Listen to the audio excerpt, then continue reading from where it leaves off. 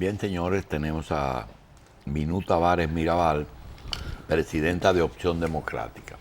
Le damos la bienvenida a Minú, le agradecemos muchísimo que esté aquí. Y por la parte mía, lo que quisiéramos saber es si estamos preparados para el 20. Bueno, el problema es que el 20 pasa por ahora, por el 17. Y yo creo que, y lo he dicho muchas veces, que el futuro se construye en el presente. Entonces la República Dominicana atraviesa por un momento realmente complejo, difícil, un momento muy preocupante y que requiere que nos ocupemos todos y todas, los dominicanos y dominicanas, y lo que hagamos en este momento, lo que haga el país, es lo que va a determinar el 20. Así que hoy hay que preparar ese 20 cada día. La pregunta es, Minú, porque aunque no te gustaría la comparación, tienes algo similar con Danilo Medina, es que cuando Danilo Medina entendió que él aspiraba, se fue no del partido, se fue del gobierno. Cuando tú decidiste seguir tu propio camino porque no estabas conforme con algunas cosas que estaban ocurriendo, después de un largo proceso, porque se sabe que hubo primero dentro del partido mucha disidencia de opinión, tú hiciste lo mismo, es decir, cada uno siguió su propio camino. El camino va bien. Bien, pero yo efectivamente voy a diferir de la comparación, porque Danilo Seguro. Medina aspiraba y estaba preparando sus aspiraciones, dirigiéndolas desde los años 90, desde que fue por primera vez ministro de la presidencia, jefe de la campaña. Del 96. Pero claro que sí. O sea, eso era clarísimo y había que estar solamente adentro en los intríngulis para ver además cómo era que se manejaba todo y cómo su gente buscaba siempre que la silla fuera más o menos igual a la de Leonel y estaban cuidando todo ese tipo de detalle en cualquier actividad. O sea que... Pero Minú, es una verdad establecida que todo el que esté en política aspira. Exactamente, no lo estoy diciendo por malo, lo que estoy diciendo es que no fue que esa aspiración apareció en el 2008 o cerca del 2008. ¿Cuándo apareció la tuya? No, yo creo que yo la he ido construyendo. O sea, en la medida en que yo he ido haciendo una carrera política, en que he ido preparándome, en que he ido asumiendo posiciones en defensa de los mejores intereses de la República Dominicana, pues me he ido preparando para asumir las responsabilidades que sean, y las he asumido siempre. Y creo, además, que estoy convencida, y por eso he aspirado, que yo sería una presidenta de la República para esta época y para lo que la República Dominicana necesita, y más en este momento tan difícil por el que atravesamos, de tanta vergüenza acumulada sobre nuestro país, y también sobre la mayoría de los políticos que están en el ejercicio del poder. Y eso es. Y yo me fui precisamente del gobierno, y me fui no del gobierno porque yo era legisladora cuando me fui, pero me fui del partido precisamente asqueada por muchos de los escándalos que han salido a la luz en este momento. Así que no es comparable esa carrera, porque hay aspiraciones y hay aspiraciones. Pero es notorio un desfase entre la debilidad de las instituciones existentes hoy en la República Dominicana como consecuencia de esa corrupción espantosa y la fuerza de una oposición que pueda ser alternativa de poder. Ese desfase prácticamente consolida el gobierno independientemente de qué haga para resolver esta crisis que está en tus manos. Así es. Bueno, precisamente por esa conciencia acerca de esas debilidades y de esa accionar que es difícil establecer la diferenciación entre los viejos partidos, estén en el gobierno o estén en la oposición, es que nosotros tomamos la decisión de transitar un camino más difícil, más largo, que fue la de crear un instrumento político, que es, en el caso nuestro, opción democrática. Nosotros sabemos lo difícil que es, pero sabemos también lo necesaria que es la política, porque hay un tema que nos preocupa mucho, que tiene que ver precisamente con ese desprestigio, con esa falta de confianza y con esa satanización también de la política, que el hecho de que haya tantos corruptos en la política no quiere decir que la política no sea necesaria. Y por eso es necesario que haya verdaderamente opciones que están aquí levantando esa concepción y esa militancia en una política al servicio del pueblo dominicano. Y a mí no me ha movido nunca otra cosa distinta de esa. No me movió jamás. Yo no me fui del PLD porque estaba aspirando ni porque tenía el propósito de hacer un partido político. Eso surgió después de mi decisión de irme. Y mi decisión es una decisión que vino marcada en gran medida por el comienzo, las primeras señales de este gran escándalo en que está sumida hoy la República Dominicana. Y yo voy a recordar que fui quizás la primera persona la que alertó acerca de las magnitudes de la corrupción que rodeaban el proyecto de las plantas de Punta Catalina. Tan cerca como en el 2014, alerté y dije que las plantas de Punta Catalina iban a ser la Sunland y los supertucanos multiplicados de este gobierno, y lo califiqué como el más grande, la más grande corrupción de la historia de la República Dominicana. Y lo alerté también cuando ocurrió el soborno, la corrupción que hizo posible que Danilo Medina se alzara con una reelección que la Constitución no se lo permitía, y sobornó a una parte importantísima del Congreso en la cara de todo el pueblo dominicano. Y yo me paré en la asamblea y dije los peligros que significaba eso que estaba ocurriendo. Lo califiqué de un crimen y dije en aquel momento que los nombres se iban a saber. Y aquí estamos, esperando que se sepan esos nombres. La diferencia es que en este momento en Palacio no controlan las listas, no controlan si se saben o no se saben los nombres. Y la preocupación y lo que debemos preguntarnos es qué es lo que va a pasar cuando esos nombres salgan a la luz. Aquí todos sabemos quiénes son, quiénes están, y sobre todo lo saben los que están en esas listas. Son los primeros que lo saben, y por eso tienen amarradas las manos en las posibilidades de reaccionar o de accionar o de responder y de querer controlar la situación. Pero Minú, hay otro nivel del debate sobre Punta Catalina. Ayer apareció un documento que por lo menos yo no conocía, de un gran empresario dominicano por herencia, en que se proclama dueño de la planta, por lo menos con una opción de un 50% por haber aportado los terrenos para su construcción, con una opción de participación del 50%.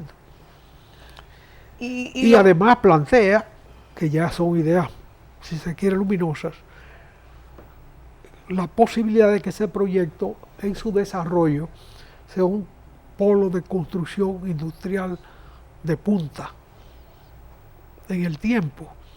O sea, tenemos dos niveles de debate.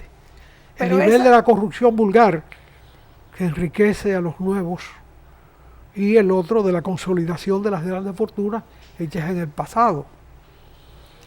Sí, pero ese no es nuevo. En ese documento que se publicó como espacio pagado ayer, que había sido dado a conocer en octubre y que pasó un poco desapercibido.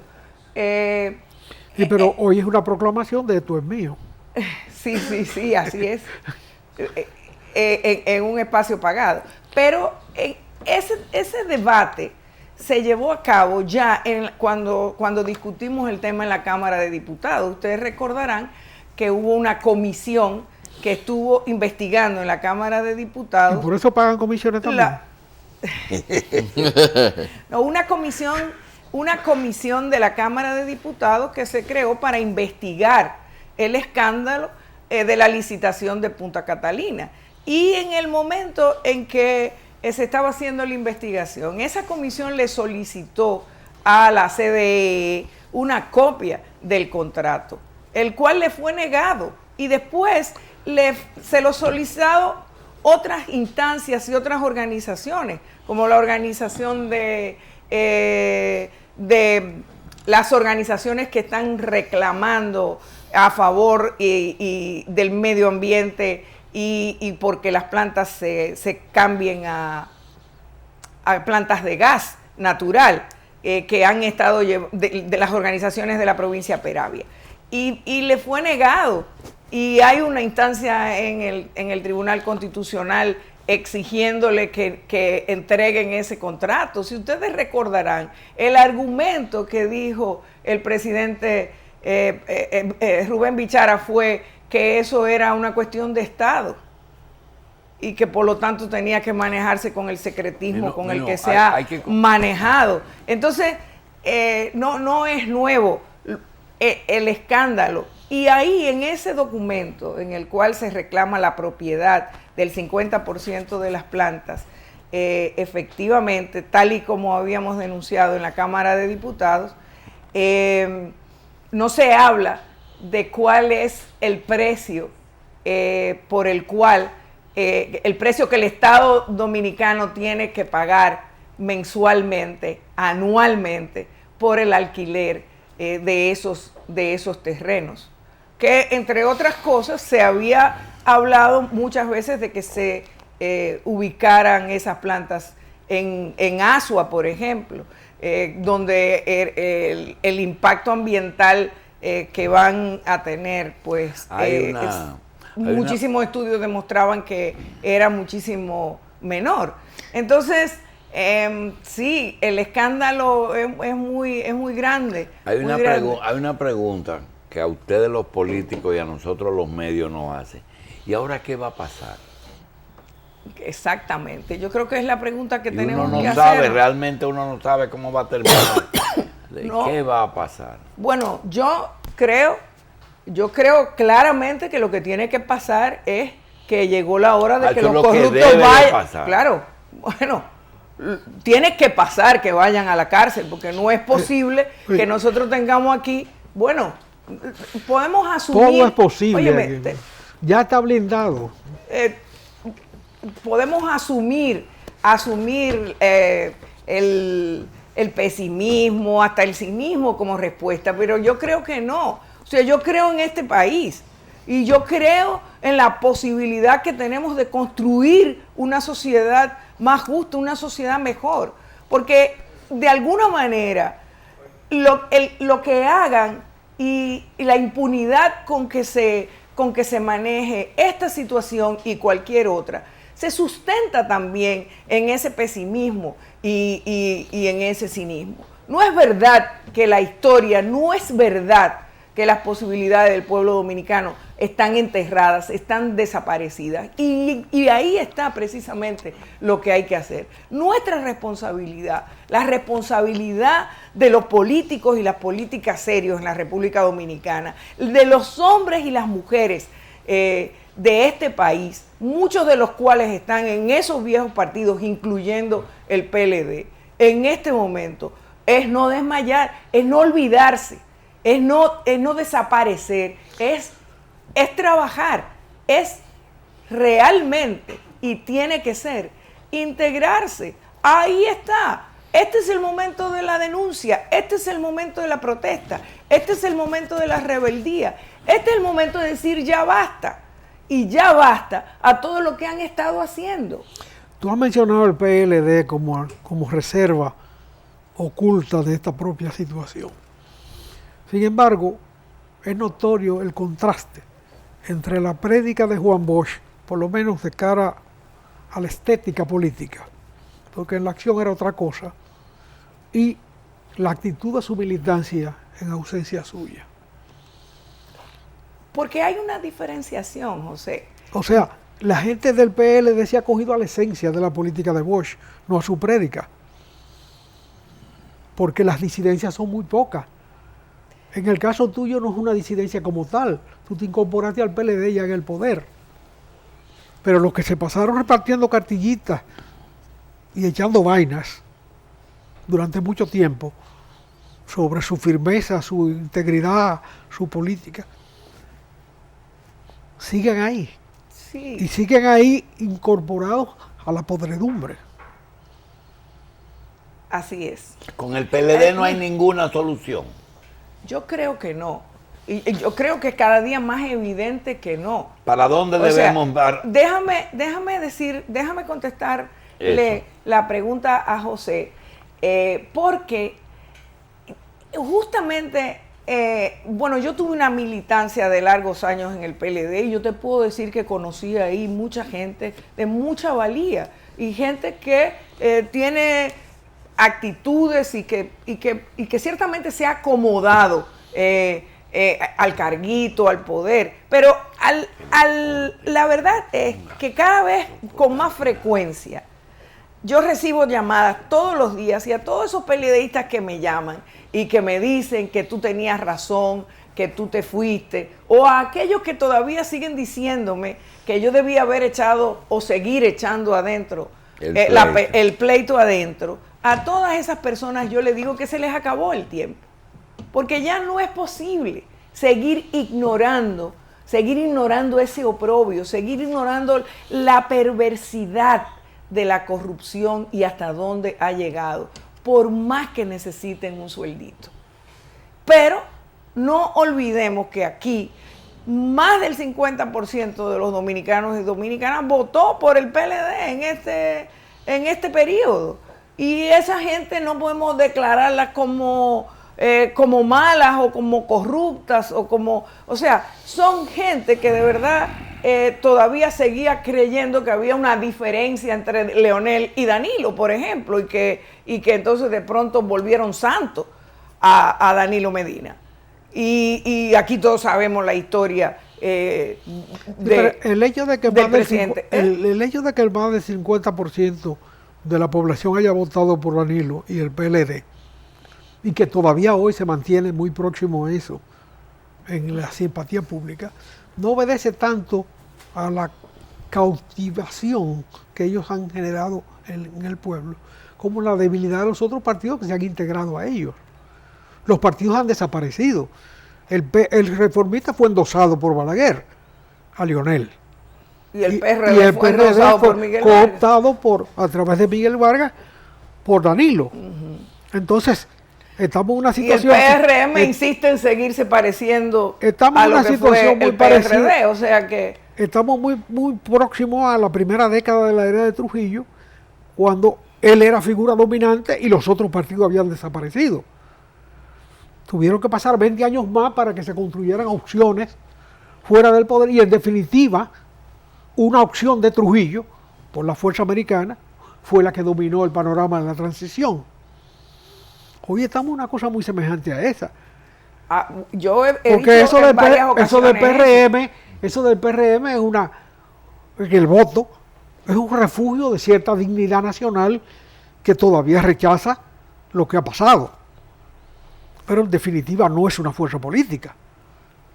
Carece de la coherencia necesaria para ser una fuerza política.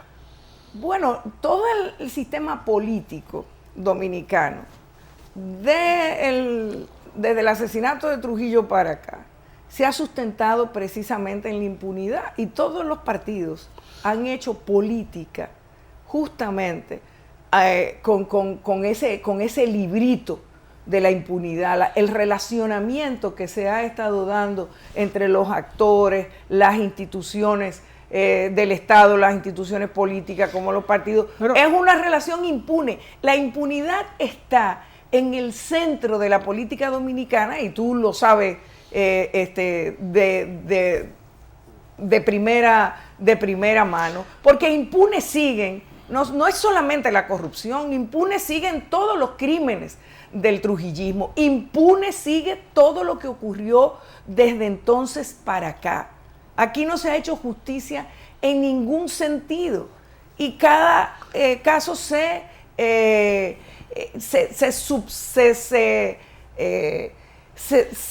olvida por el nuevo escándalo que surge, solo que ahora, insisto, esos escándalos ya no son escándalos que pueden ser controlados desde el Palacio Nacional. En los años 60, toda América Latina proclamó con el mismo coro que hoy proclama la lucha contra la corrupción, la lucha contra las dictaduras y la liquidación de las dictaduras. Se liquidaron las dictaduras, pero aquí comenzó la lucha política cuando Juan Bosch, en los días que Juan Bosch aterriza en el país, 20 de octubre del 61, y proclama: me arrodillaré ante quien tenga que arrodillarme. Bueno, proclamó algo peor, que fue el borrón y cuenta nueva. Es lo mismo. Es más abyecto todavía. Fue lo que es más abyecto que el borrón y cuenta nueva. Y el trujillismo se quedó hasta hoy. Entonces, por eso se acabaron las dictaduras, pero aquí la transición no se produjo con la fuerza necesaria para borrar realmente toda esa corrupción y toda esa complicidad. Hoy los mismos favorecidos de Trujillo siguen siendo principales en la sociedad dominicana. Y hoy la familia que determinó fuera Trujillo, en su alianza con los americanos, es determinante en la vida social y política en el país. De manera que estamos en el mismo sitio, para los que hemos vivido la historia, como tú y yo. Exactamente, y precisamente por esa conciencia acerca de cómo ha sido derrotada la democracia en la República Dominicana, la posibilidad de construirla, es que yo estoy aquí, y es que estoy parada, y es que digo que este es el momento. Este es un momento histórico, es un momento que pocas veces se ha dado y que no se había presentado desde el año 1961, de ese periodo que de alguna manera culminó en la Revolución de Abril del 65, y en el cual se impusieron los mismos. Entonces, lo que nos toca, insisto, ¿qué es lo que nos toca? ¿Qué es lo que tenemos que hacer? Tenemos que organizarnos, y tenemos que integrarnos, tenemos que participar en la protesta, en la denuncia y en la organización, para que finalmente seamos capaces de empezar a construir una democracia que ha sido sustituida por un tránsito interminable, porque aquí no hay democracia, aquí sigue imperando el postrujillismo se ha hecho eterno, se quedaron los mismos, se facilitó que fueran esos sectores que se la fueran arreglando para mantenerse en el poder. Y quiero recordar que fue el propio presidente del Partido de la Liberación Dominicana que dijo en el 2015, que alertó, refiriéndose a su compañero de comité político y presidente de la República, que estábamos ante el peligro del Trujillo del siglo XXI. Y esa es una declaración que está ahí y que estará ahí, y que yo también, a la que también me referí cuando se estaba imponiendo, como se impuso la reforma constitucional a base de un soborno descarado. Porque recordemos que aquí había un Congreso en el cual cerca de 100 diputados estaban contra esa reforma constitucional nueva del presidente Medina para reelegirse, que fue instrumentada gracias a un entramado que ideó y puso en práctica Joao Santana en el Palacio Nacional, desde su despacho cerquita del de Danilo, porque él salió de ahí para la cárcel en Brasil. Y aquí no ha pasado nada. No, pero Joao Santana no patentizó las reformas constitucionales aquí, no, porque Hipólito Hipólito hizo varias. Articuló la estrategia para imponer esa reforma. La articuló, empezando por el caso de Quirino y cómo se manejó. Y eso fue articulado, eso fue parte de esa mente bien perversa de Joao Santana, que tuvo un éxito absoluto en ese equipo del danilismo en el Palacio Nacional. Así que de eso no hay ninguna duda, y ahí están no solamente las fotos, sino toda la historia. Y eso se llevó a cabo por ese librito, y es a eso que yo me refiero. Y se llevó a cabo por ese librito y les dio el resultado que le dio, y le costó al pueblo dominicano todo lo que le costó en ese momento y lo que le sigue costando hoy al pueblo dominicano. Porque no somos capaces ni de imaginarnos las cantidades de esa corrupción, de la que está saliendo y de la que no se ve, que incorpora, por ejemplo, un proyecto como el de Punta Catalina, cuya privatización fue acordada desde el principio. Bueno, Minú, lo que ocurrió ha sido bueno para que salga, como cuando tú abres un absceso que sale el pus, ¿ha sido bueno lo que está ocurriendo?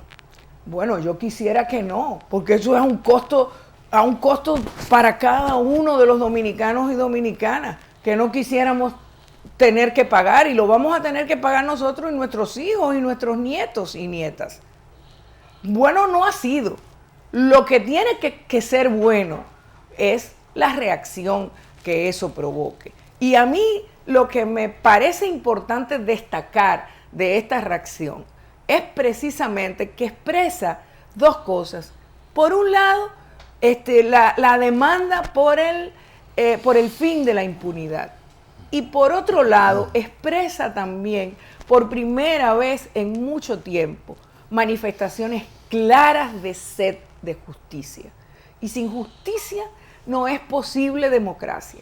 Y sin justicia no es posible que los países construyan un futuro mejor que el que han heredado. Y si después me dicen que esa, la justicia que tenemos, no es la que aspiramos, ¿qué tú dirías? Que tenemos que construirla, porque lo que no podemos También alcanzar. Pero claro, las dos cosas. Claro que sí. Bueno, tenemos el delito, pero esa es la justicia que debe juzgar este delito. Bueno, no, la justicia requiere esa justicia. Aquí hace falta una reingeniería total, y esa reingeniería empieza por la política. Empieza por el fin de la impunidad. Empieza por uno tras otro cada uno de los casos. Porque cuando aquí la gente sepa, Julito, que no puede ir a la política a buscarse lo suyo, porque eso tiene sanción, que ser corrupto tiene una sanción, entonces empezaremos a construir otra política y empezaremos a construir otro país. Y ahí, insisto, los partidos tienen un papel fundamental que jugar. Alguien del gobierno dijo ahí en ese sillón que tú estás, que a partir de ahora, del gobierno lo dijo, hay que pensar mucho. Para robar. Para tomar un empleo en el gobierno. Bueno, eso refleja su concepto de... Lo primero es que no se trata de empleos en el gobierno. Usted va al gobierno a cumplir una función, a trabajar. Y eso refleja también a ese político, refleja la triste visión que ese político, como la mayoría de sus compañeros en el gobierno, tienen del ejercicio del poder, el de beneficiarse. Porque el que va al gobierno a trabajar y a trabajar con dignidad, con honestidad, no va a tener ningún miedo de participar en el gobierno. Entonces, eso es quizás el mejor ejemplo de lo positivo que es esta especie de revolución que está ocurriendo en la República Dominicana y en varios países de América Latina en el sentido del reclamo de la justicia y del fin de la impunidad. Al gobierno, nadie que quiera ir a robar puede ir y no debe ir, y esa es la barrera que tenemos que poner. Bien, Minú Tavares, Solo gracias. se logra haciendo claro y dejando claro y estableciendo las sanciones, aplicando las sanciones que establece la ley. Bien, Minú, gracias por estar con nosotros. Le pedimos que veamos esta participación de Minú Tavares esta noche en Coral y en Carivisión.